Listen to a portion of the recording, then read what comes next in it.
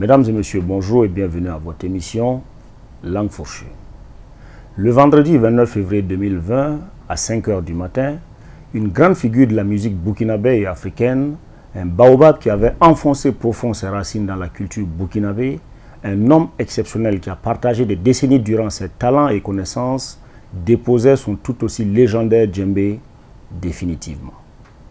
Ce n'est pas la perte de cet homme qui a fait danser des générations de Burkinabés et d'Africains,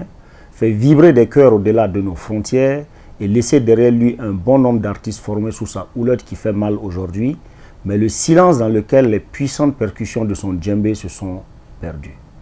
Oui, mal qu'un musicien d'un tel talent, d'une telle renommée,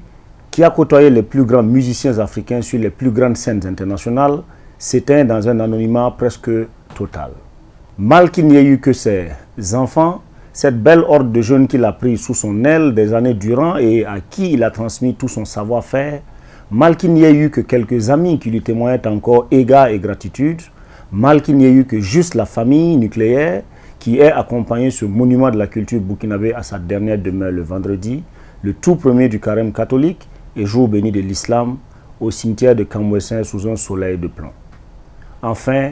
mal que ce jour-là, un beau monde se batte pour aider à descendre le corps dans ce qu'il est convenu d'appeler la dernière demeure. Oui, mal parce que cet homme s'est battu contre la maladie, y laissant ce qu'il pouvait avoir d'économie et de soutien familial jusqu'à son dernier souffle. Quand un controversé artiste du coupé décalé, qui aimait à jouer avec la vie, met quasiment fin à ses jours en faisant des cabrioles à moto sur la voie publique, que de hautes personnalités burkinabées, culturelles ou non, versent presque de chaudes larmes pour lui, avec des célébrations funéraires dignes d'un hommage à Jésus.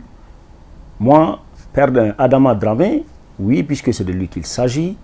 sans un petit flash sur sa vie ni sur son œuvre, moi, je pleure. Combien d'artistes avant Adama Dramé ont connu ce triste sort et combien suivront encore? Comme cet autre artiste le disait, faites-nous manger de notre vivant, mais ne venez pas déployer de colossaux moyens pour nous mettre en terre. Le Burkina met un grand point d'honneur à reconstruire ses infrastructures culturelles, à créer des cadres administratifs et sociaux pour accompagner les artistes, mais tout se passe comme si cela ne concernait pas vraiment les artistes eux-mêmes. Les artistes, très souvent perçus comme les sanctus, sont aussi ceux-là qu'on a adulés et vénérés, mais qu'on oublie tout aussi rapidement. Vas en paix l'artiste, après la tonne de terre qu'on t'a déversée dessus, ils viendront te dire